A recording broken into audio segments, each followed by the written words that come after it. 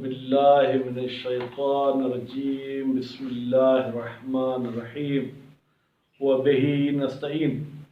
अल्हम्दुलिल्लाह, अल्लाह ताला ने तौफीक अता की है कि इस्लामी मालूमात ख़ुद हासिल करके आप तक पहुंचा सकूं। जैसे कि ईद कुर्बान भी करीब है, तो कुर्बानी के हवाले से गुफ्तगू करनी चाहिए थी, लेकिन मैं आप सबसे गुजारिश करूंगा कि मेरे इस चैनल को सब्सक्राइब भी करें और मेरे चैनल पे कुर्बानी के हवाले से 4 क्लिप मौजूद हैं जिनको दोहराना नहीं चाहता हूं। अगर आप इस मेरे क्लिप पे कुर्बानी की अहमियत और फजीलत के उन्वान से देखेंगे तो आपको क्लिप मिल सकती हैं। और इस्लामी जराइम के हवाले से आज जिस जुर्म के बारे में मैं बात करूंगा वह है चोरी, जिसको अरबी में सरकत कहते हैं, लेकिन मशहूर उसके लिए सिरकत कहा जाता है। हालांकि सीन पर ज़बर है, सीन पर ज़ेर नहीं है। तो आज सिर्फ मैं इतने बताऊंगा कि वो कौन से शराइत हैं जिन शराइत के मुताबिक चोर को इस्लामी सज़ा यानी उसका हाथ काटा जाएगा। अलबत्ता हाथ यहाँ से अंगुलियों से काटा जाएगा, हथेली नहीं काटी जाएगी। तो इसमें सबसे पहले तो शर्त यह है कि चोर बालिग हो। बस नाबालिग अगर होगा, चोरी करेगा तो उसका हाथ नहीं कटेगा। अलबत्ता उसके लिए क्या है वो इंशाल्लाह अगली क्लिप में सुनाऊंगा। और दूसरी शर्त यह कि वो आकिल हो। पागल अगर कोई चीज़ उठाता है तो उसको भी चोरी वाली सज़ा नहीं मिलेगी। तीसरी शर्त यह कि वो मुख्तार हो, यानी कि चोरी करना अपने इरादे और इख्तियार के साथ करता हो। अगर कोई और उसके दिमाग पर, उसके जो है क्या सर पर गोली रखकर, पिस्टल रखकर कहता है कि फलां का माल उठाओ, तो इसमें भी उस चोर को सजा नहीं दी जाएगी। और चौथी शर्त यह है कि वो सामान हिर्ज से उठाए। हिर्ज क्या है?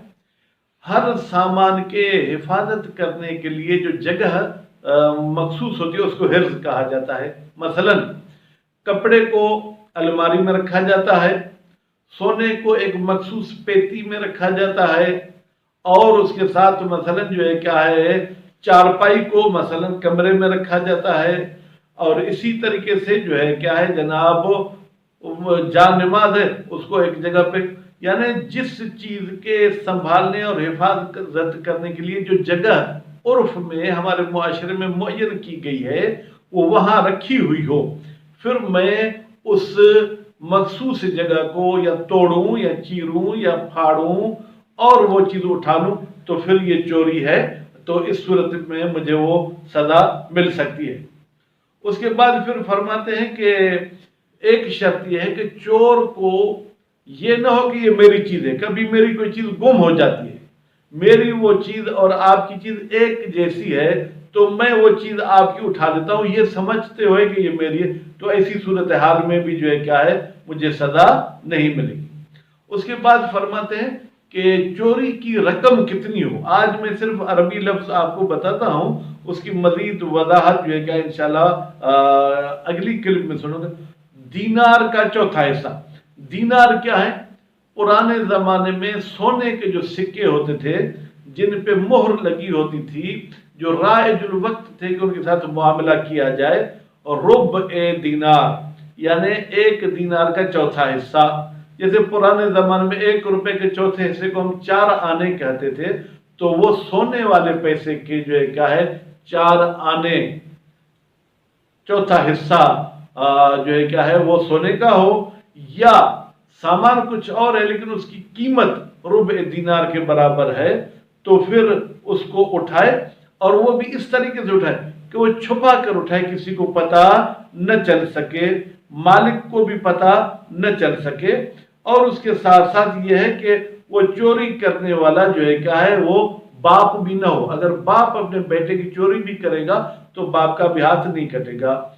और वो चीज जो चोरी की जा रही है वो खाने की चीज न हो, जबकि कहत हो। यानी कहत के जमाने में अगर मैं आपकी कोई चीज खाने की चोरी करता हूं तो भी उसमें हाथ नहीं कटा जाएगा। तो अब ये शराइत थे کہ یہ شرائط اگر سب ہوں گے، یعنی چوری کرنے والا عاقل ہوگا، بالغ ہوگا، مختار ہوگا، اور اس چیز کو حفظ یعنی وہ مخصوص جگہ سے جبکہ وہ بند تھی اس کو توڑ کر یا کسی طریقے سے اس سے اٹھائے گا اور اس کو اپنی ملکیت بھی نہیں سمجھے گا اور وہ ربع دینار کے برابر ہوگی تو اس کو جو ہے کیا ہے سزا ملے گی۔